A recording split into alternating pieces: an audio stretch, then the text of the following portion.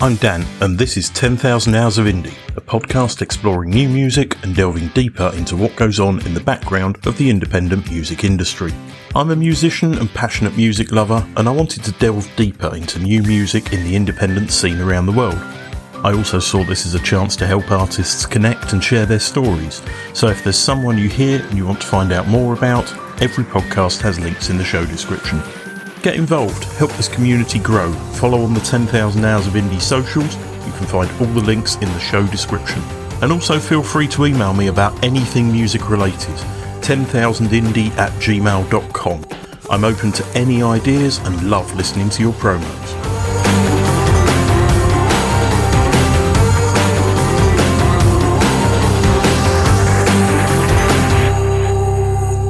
Formed in the 1990s, Vibravoid are a German psychedelic and acid rock band from Dusseldorf.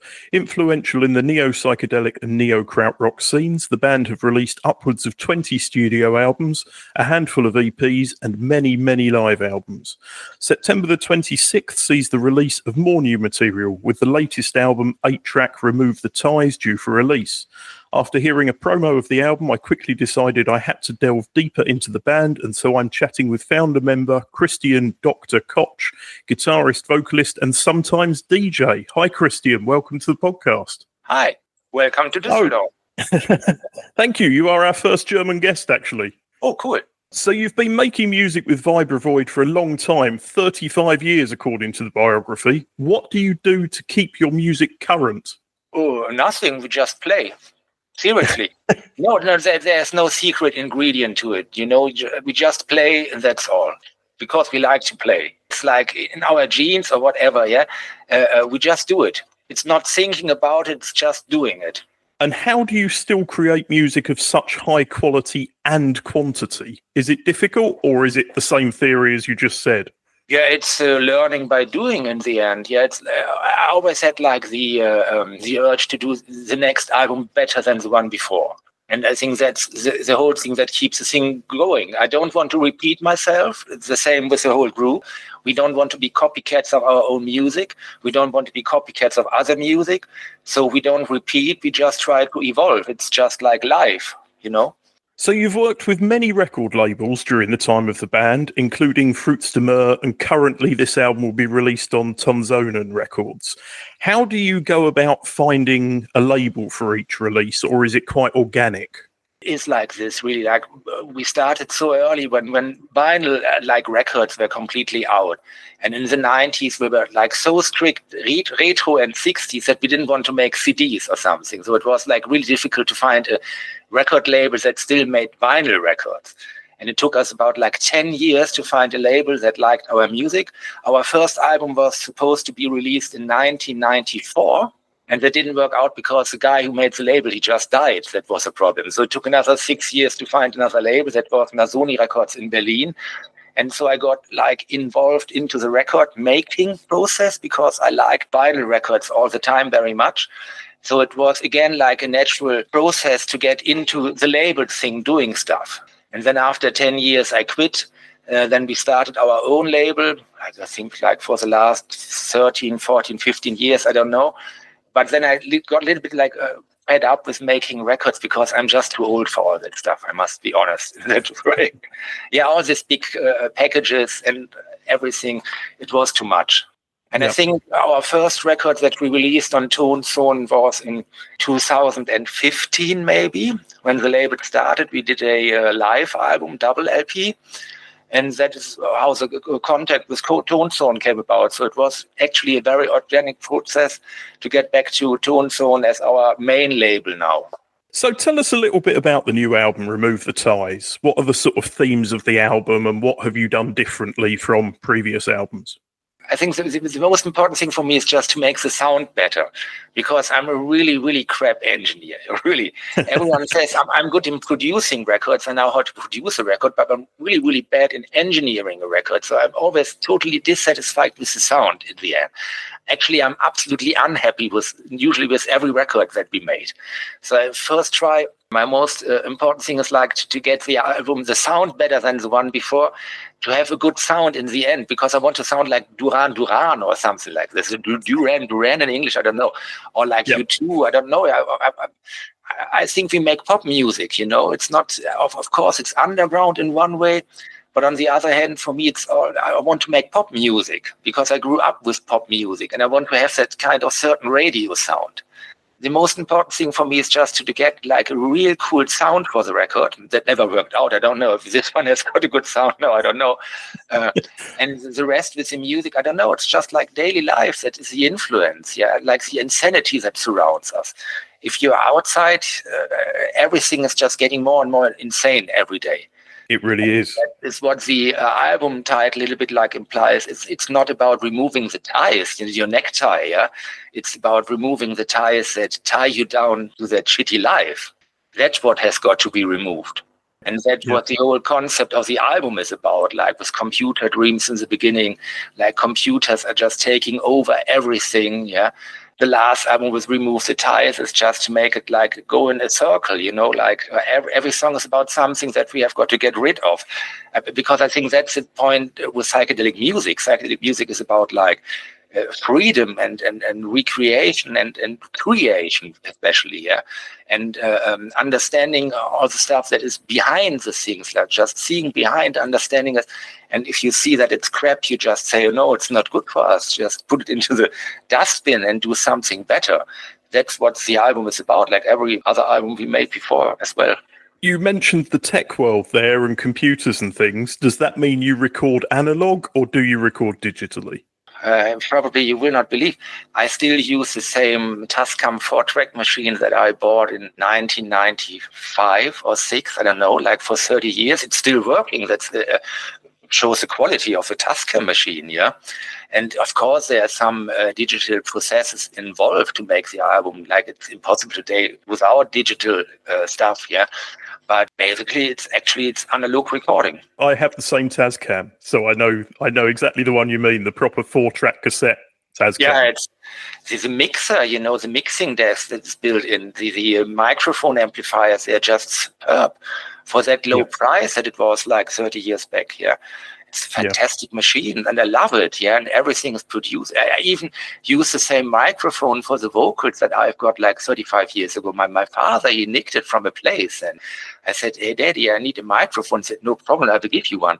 So it's still like an old Sennheiser microphone that I use for recording the vocals, like for the last 35 years. It's a very unevolving process, you know. There's not much stuff going on in the recording process. That's why probably be struggling with making the sound better, because I don't get better equipment in the end. Oh no, I think you're using the best equipment, to be fair. I mean, there's nothing to touch the proper analog recording. I hope so. What's your favorite track on the album? That's very difficult to say. I like them all, to be honest. I think A State of Mind is pretty cool, because it's very much psychedelic. I mean, I wanted to make the album a little more psychedelic than the ones that I've made before that album then. Yeah, the other ones were like more like depressive and things because of, you know, the Corona crisis and all that stuff. Yeah. So I just wanted to get, now it's 35 years of Vibravoid. Yeah, I wanted to go back to the roots a little bit. So I tried to make the album more psychedelic than the previous ones. If that's possible, I don't know. Like psychedelic is anyway completely out these days. But it was like my intention to have like a real, like that's what the band is about, like making psychedelic music. So it's difficult to say which one I like best. I like them all. It's like my children, you know. It has been compared to children many, many times, making an album and picking a track, yeah. Have you played some of the songs live yet? Yes, of course. We played Neustart and Power of Dreams. And how have they gone down when you've played them live? Oh, great, really. Neustart is fantastic. It's like real smash into your face with all the distorted guitars and like really heavy energy going on. Yeah, it's a really good one. And Power of Dreams, it's more like a little bit like a poppy one, yeah. But it still works because we play a lot of short pop music songs in our sets. Like we have a mixture of the short ones and the long ones, because I think that the contrast is always the best thing to make it really like a psychedelic experience when you play a live show. Have you played over in Finland before? A couple of times. Yeah, I thought I'd seen your name on some show bills, but I can't remember when. Yeah. Oh, we played in the weirdest places. Like one was Hamilton or something. That was really weird. It was in February, like 20 years ago. I can't remember. And it started to snow. And at one point, the club owner came and said, "Yeah, I'm sorry, guys, there will be no audience tonight." And said, "Oh, why? Why not? Are we so bad or something?" No, it started snowing. But I made a little place, a spot for you where you can go outside and smoke. And I said, what's he talking about? So I went outside, and it was like, while we were doing sound check, it was like snow like 1.5 meters, like really like high. Yeah. So they made a little spot, and I saw people walking on top on the snow. And then I thought, okay, he's right. There's probably really no one coming to the show tonight. The psychedelic scene here in Finland, people came, I'm sure they did. Yeah, if they were possible to come, because it was really heavily snowing. Yeah, we picked up even one girl on the highway when we drove back to Helsinki, and they said, "Hey, we have got to take." She was walking on the highway, yeah, with a casket of gin. And they spotted it and said, "Yeah, she has got the gin. Let's take her with us." And said, "Wow, really? They're completely insane." And I remember a show where we played in Turku. Yeah, there was a festival, and that was absolutely crazy because we were back at the hotel and we were completely stoned. Yeah, so we let the door open, and there was that guy walking all the time, passing by the room, looking into us, and was saying like, dirty hippies, dirty hippies." And I always thought, I know that face. I know that. Who is that guy? And the next day I asked, there was that strange guy walking by our room all the time. And I think I know him, but I don't. That was Kronos from Venom, because they played on a festival and they were in the room next door to us. They were just laughing all the time because we were like really freaking out because we were so stoned, lying on the floor, like almost collapsing. Yeah, it was really, really fun. And then that guy is always looking and saying, "Fucking hippies, fucking shit hippies." Yeah, no, that sounds like a story about Finland every time. Yeah. Every time we've been there, it was like absolutely insane, but I love it because it is so crazy, I must say. And you have got euros. The currency is fantastic that you can pay with euros there. I love it. Yeah. So moving on to social media, you're most active on Facebook from what I can see. Is that purely because of the age of the band and it was sort of the first social media when you were getting into the social media thing, or is there a deeper reason to it? I guess it's my really crappy laptop. Like everything else is not working on my laptop. I've got not even an Instagram account, and it took me years to get that one going. I think there's now even like 20 posts on Instagram. Everything else is not working on my crappy laptop. So I concentrate on Facebook, and I must say I'm really not too much into that computer stuff then. So it's the Facebook is great because I can post. I like making designs and posters and visual stuff, and it's great to post this to reach a lot of people. But that's like where my interest in computers and social network and everything really ends. It sounds very similar to Pete from Sendelica, as I was saying. It's sort of it's a creature of necessity, not something you actually want to do, really. I must say partly it's nice because I've met so many people that I haven't seen for years, and they just pop up on Facebook, and you go like, "Hey, what are you doing? How are you?" and stuff. Yeah. And at some point, it sometimes really is social, I have to say. But most of the time, it's completely unsocial. You've released many of your albums for free on YouTube, which aligns with something I read about your commitment to artistic credibility over commercial success. I mean, what are the reasons behind giving your music away for free when so many people at the moment are against such low pay from Spotify and things like that? Basically, because we sell a lot of records and CDs and stuff. It's like we have really sold like massive amounts of records. And for me, an old album is like an old album. That does not mean that we did not re-release old albums. And people who buy the music anyway. It's like me, if I like something, I buy the album. When I grew up, we recorded tapes and something. Yeah, we listened to the radio. Later, we had like music television. You got even the music with the video for free at home. So I see basically there's no difference. If you wanted to have free music, you could always get free music. And if you like to buy something, and that's why we make like releases that are really worth buying with all the extras and all that stuff. Yeah, and that's why we said we do vinyl is our thing to release, because it's much more of a value than a CD, for example. If you like it, you buy it. If you don't like it, you don't buy it. But that's no reason, like, if someone wants to check out the band or wants to listen to something, why not? It's just music, you know. Within your genre, or say part of your genre, the psychedelic scene, for example, it seems that the fans of psychedelic bands who are around nowadays are much more passionate and do spend a lot more money on buying physical releases. Do you think there's a reason behind that? Yeah, it's fetishism. No, seriously. Look, in the 90s, for example, yeah, when we had all the techno stuff going on, with that massive amount of chemicals going on as well, yeah, I always thought like the 90s would be the perfect period for a psychedelic revival of the 60s, because the 90s were the 60s on the head, you know. That's what Jerry Garcia said. He said the 90s will be the 60s on the head.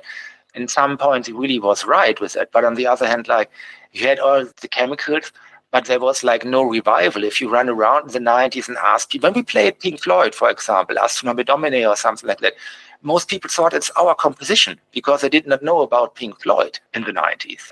They knew Wish We Were Here and all that stuff. I've seen Pink Floyd on their tour in 1994 or something, where they opened with Astronomy Domine, and it was like 40,000 people did not know what they were listening to.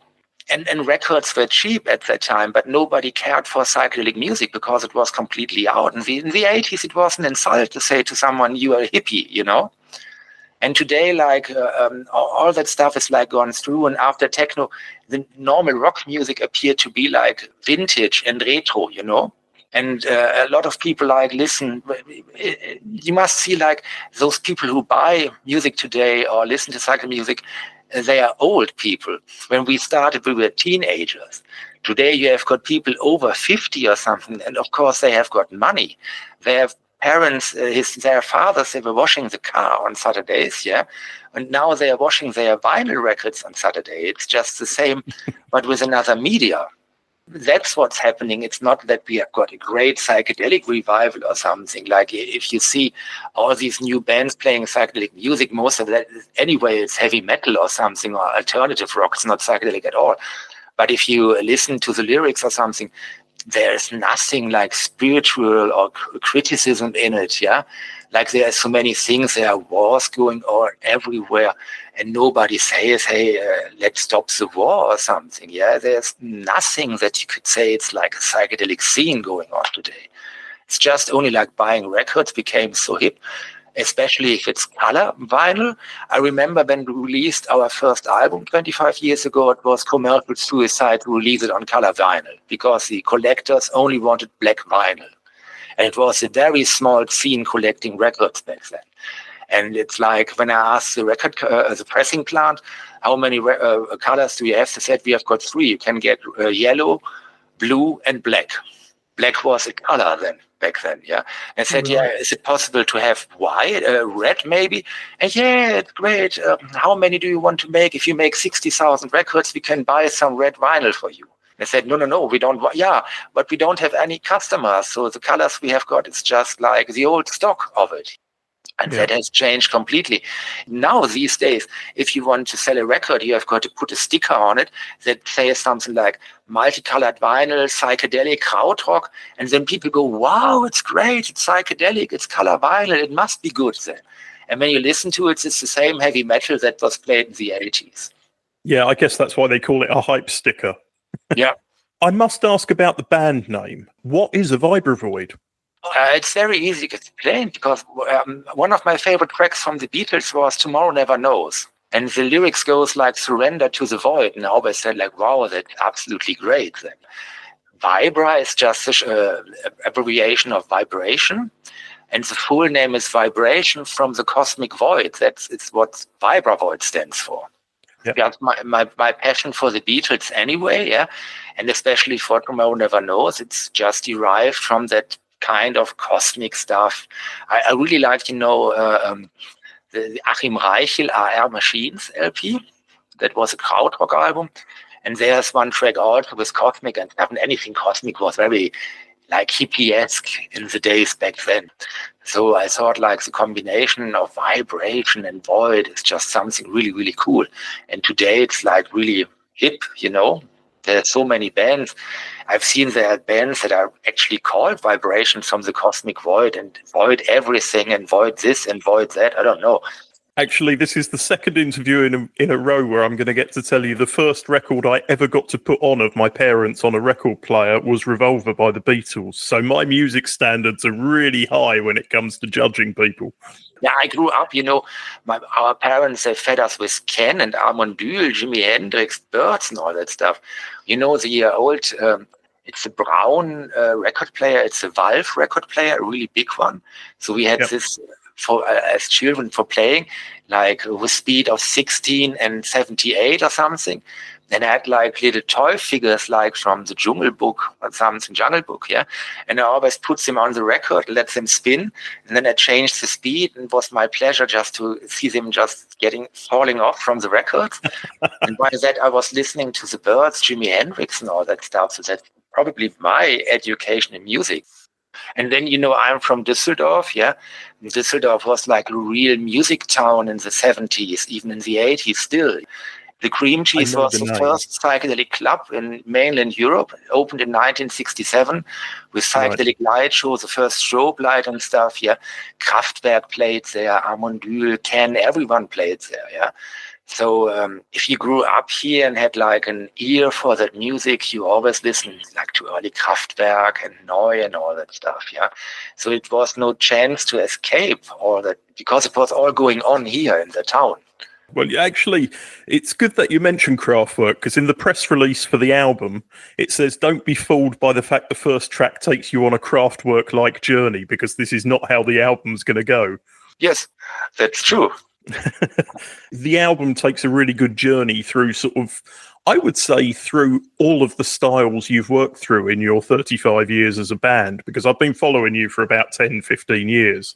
It is a nice journey. The album progresses nicely through subgenres as it goes. That's highly possible. As I said, I wanted to make the album as psychedelic as possible. So you release a lot of music. Do you still get the same thrill on release day that you did in the early days of the band? Strangely, yes. The only thing that differs back then, the time of finishing the recording and having the final release was much shorter than today. Many reasons, like now, especially now these days, it's getting shorter anyway. You have got like production time of 2 weeks these days, yeah. But back then, like we didn't have that kind of promotion we did and all that stuff, yeah. It was like we got the record and then we started promotion because nobody wrote about vinyl records or psychedelic music anyway. It was really hard to make promotion for that music. And that changed a lot because a lot of people today know what psychedelic music is, what vinyl is, yeah. So I don't know, but still the thrill is there. It's even like exciting to make the music still.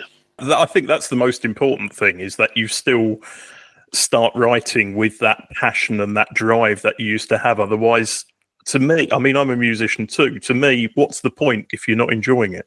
Yeah. What's coming up next for the band? Are you going to tour this album? Are you doing some shows outside of Germany? What's your plan? Yes, as far as I know, there's another tour planned in Italy in October, because somehow Italy loves us very much. We play there a lot. We have always played there a lot. And then we will see how it goes on. We like playing live a lot, really. I find that with all the psychedelic bands I speak to, is that playing live is the essential part to being able to connect with the audience. Of course. It's the best that you can do. Like, I mean, it changed a lot. Like, seriously, when we started, especially back in the 90s, our concerts were more like, how can I say, they were really like dangerous because people took so many drugs. You know, they changed a lot. Today, they're just smoking a bit of weed and drink some beer or something. But like 35 years ago when we started, it was really dangerous.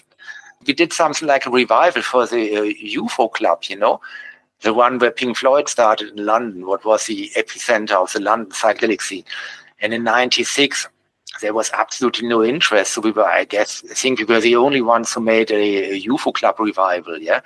And it was like a chemical experimentation field or something. It was really dangerous, I must say. Really, like there was, if you like to know, there was at the place, there was a techno party over the weekend. So we got in on Fridays because on Saturdays the techno party started. And on the ground floor, it was a big club. In the ground floor, there was something like a Britpop party going on. And one of the DJs, he always went to the toilets. And I thought that he has got something, maybe that he needs to go for a piss or something. So I just asked him, like every time he's running, like rushing into the toilet, said, "Hey man, what's wrong with you? Then have you got a problem? Or why are you running into the toilet?" "No, after 4 days when the techno party is over, the toilets are flooded with stuff. And I just go inside and collect it." And so he just held up his hands like this. And it was like an amount of this. "Look what I found this time." I said, "What? That's absolutely insane." "Yes, and it's all good. It's all good." Yeah. And that really changed a lot. And you can imagine, like, if you played under that circumstances in the 90s, it was like really psychedelic. Especially we were all young, we were in our 20s. Yeah, everything was fresh and new, and it was completely underground. As I said, most people did not know about Pink Floyd. If you talked about the 13 Floor Elevators or the Seeds or Love or bands like that, they did not even know what you're talking about. So they were just a small group of people who knew what was going on, and they were really like blowing their mind. It was incredible. It was really like psychedelic at the time. Compared to today, everything today is really like soft. Does that mean the audience were better then or just different? It was a different world, really. Like they were young, and there were a lot of girls then. And music was still for young girls because it was a thing of liberation for them that does not exist today anymore. They could really like hang out, and it was fantastic. And they were just all turned on. It was a completely different scene. That is the point. And especially when you're young, you don't have like all these experiences. You want to have everything really exciting. Everything has still the thrill. You seek the danger of things. Yeah, you want to break borders and stuff. So it was a completely different scene, I must say. So the final question. What music, maybe just a couple of bands, what music are you listening to at the moment that people may not be aware of that listen to the podcast and you think they should take some time to check out? At the moment, I really like the 49th Parallel a lot. You know that one?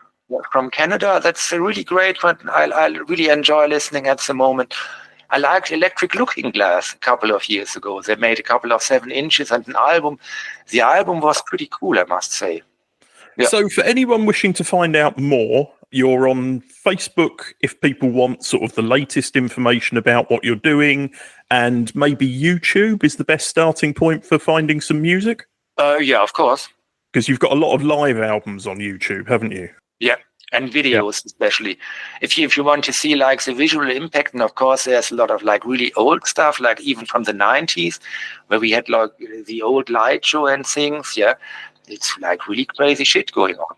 So Remove the Ties by Vibravoid is due for release on the 26th of September, physically and via all streaming platforms. Thanks for your time, Christian. It's been great having you on the podcast. Yeah, thank you very much for letting me in.